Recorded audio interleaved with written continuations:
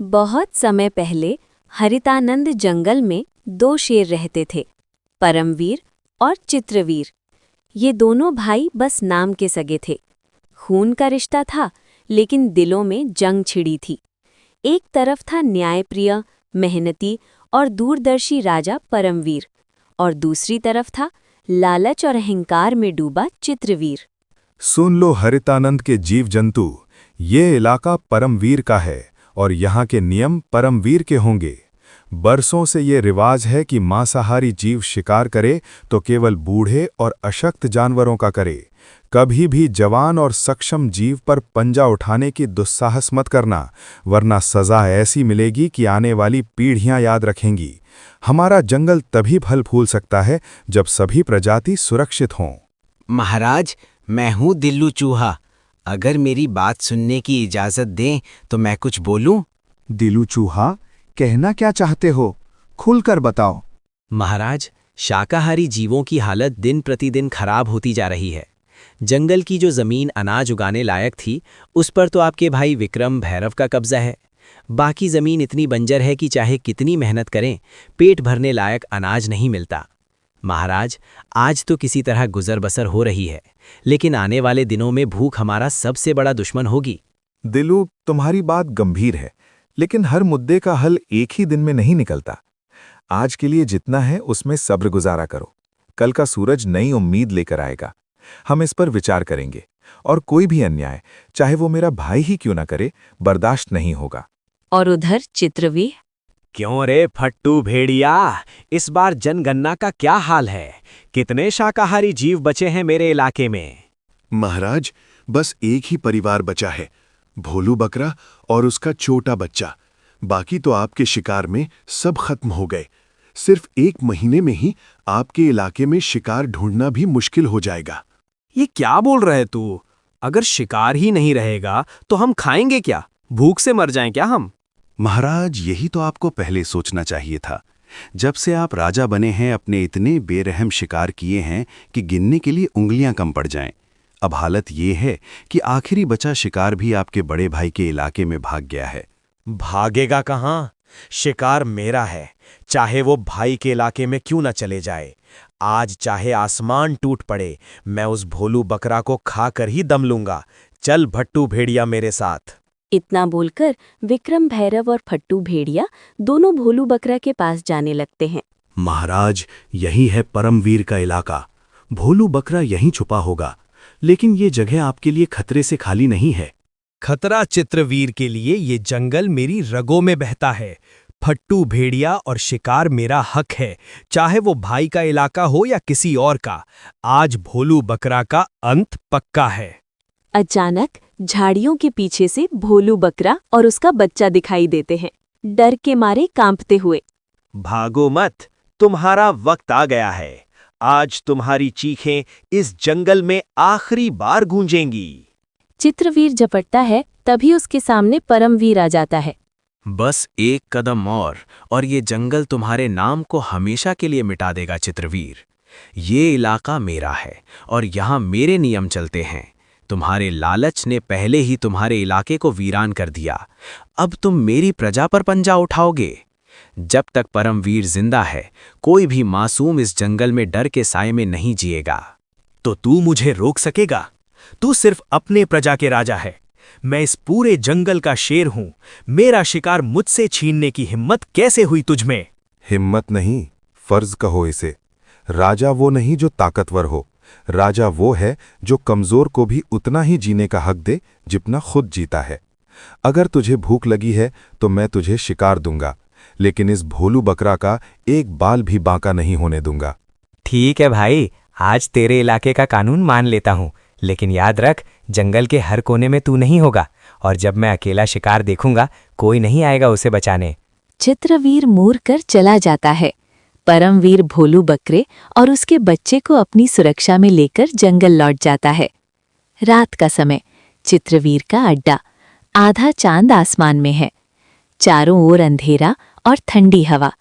विक्रम भैरव गुफा के पास बैठा है, उसकी आंखों में लाल चमक।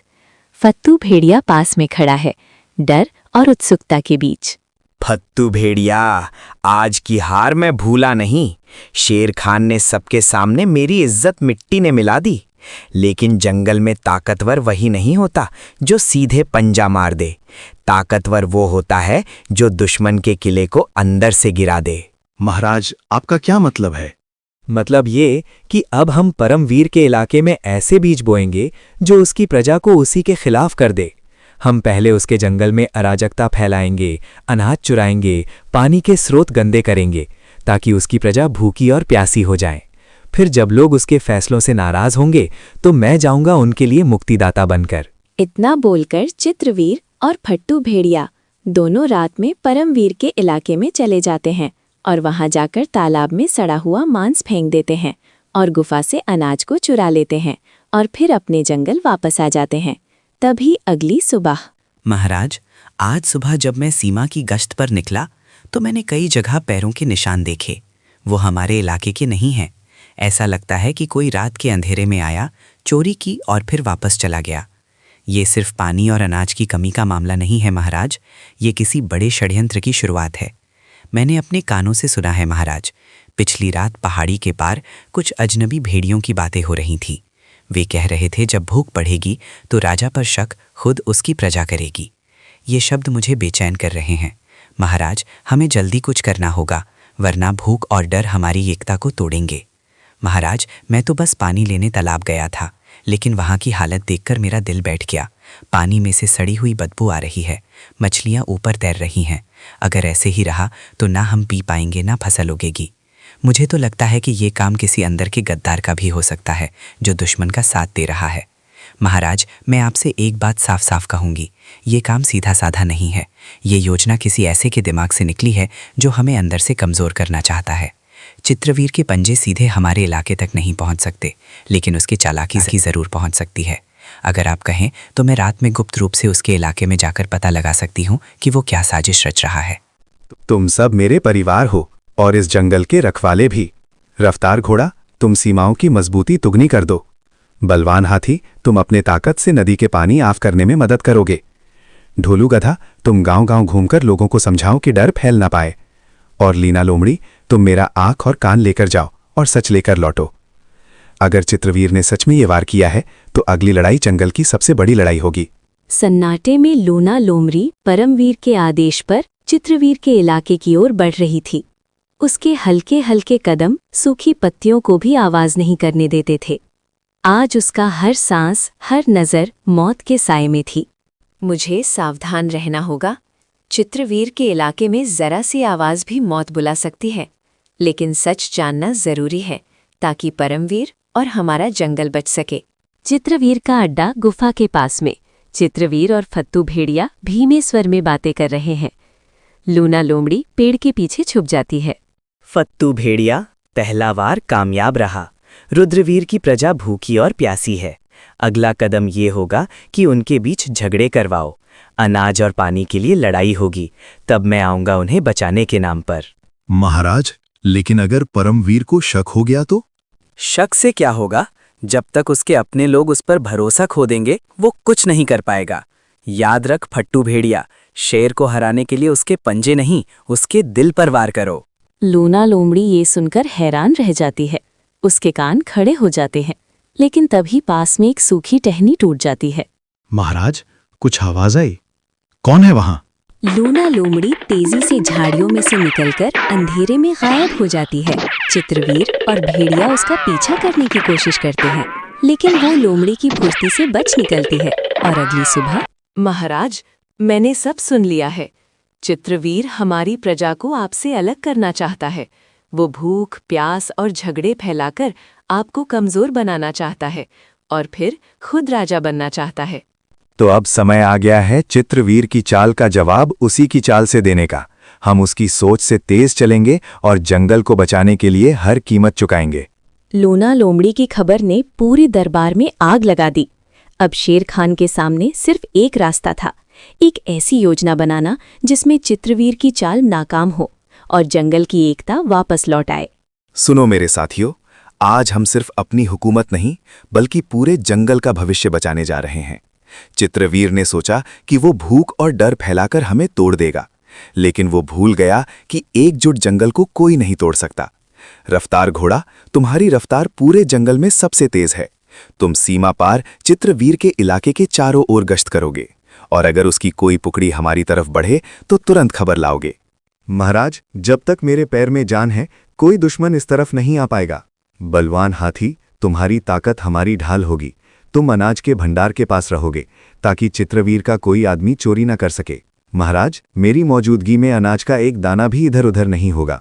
ढोलू गधा, लोग तुम्हें कम आंकते हैं, लेकिन तुम्हारी याददाश्त और सहन शक्ति सबसे बड़ी ताकत है। तुम जंगल के हर घर जाओगे और सबको समझाओगे कि चित्रवीर की अफवाहों पर भरोसा ना करें। महाराज, जब तक मेरी आवाज़ पहुंचेगी, कोई भी अपने राजा पर भरोसा खोएगा नहीं। दिलू चूहा, तुम्हारा कद छोटा है लेकिन काम बड़ा। तुम चित्रवीर के अड्डे के अंदर घुसकर उसकी खाने पीने की चीज़ें कुतर दोगे ताकि उसकी टोली कमज़ोर हो जाए। समझ जाइए महाराज, अब चित्रवीर को दांत दिखाने से पहले दांत साफ करने पड़ेंगे। और लूना लोमड़ी, तुम्हारा काम सबसे मुश्किल है। तुम चित्रवीर के बीच फूट डालोगी। फट्ट भेड़िए को यकीन दिलाओ कि चित्रवीर उसे धोखा देने वाला है, और जब उनके बीच लड़ाई होगी हम वार करेंगे। महाराज, चित्रवीर को नहीं पता कि खेल अभी शुरू हुआ है। योजना बन चुकी थी। अब ये सिर्फ ताकत की लड़ाई नहीं थी, ये थी दिमाग, हिम्मत और एकता की परीक्षा।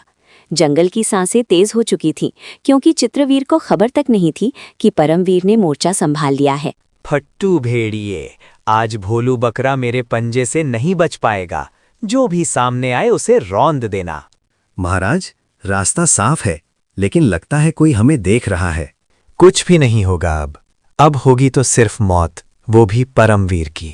चलो पहले उसके सूखे मांस के बोरे में छेद कर देता हूँ, फिर उसके पानी के घड़े में भी। अब देखता हूँ कितने दिन ताकत में रहता है। इधर हाथी और लोमड़ी चित्रवीर के सामने आ जाते हैं। रास्ता बंद है, अगर एक कदम भी आगे बढ़ाया तो सीधा आसमान में उछाल दूंगा। मेरे रास्ते से हट जा हाथी, वरना तेरे कान फाड़ दूंगा। कोशिश करके देख ले। हाँ हाँ फट्टू भेड़िए, सुना है चित्रवीर तुम्हारे हिस्से का शिकार खुद खाने वाला है। तुम उसके लिए सिर्फ नौकर हो। तुम कहना क्या चाहते हो? क्या तुम ये कहना चाहते हो कि वो मुझे धोखा देगा? सोच ले अभी भोलू बकरा, तेरे पंजे में आ सकता है, वरना चित्रवीर सब खा जाएगा। महाराज, चित्रवीर जंगल में प्रवेश कर चुका है। जल्दी चलिए महाराज।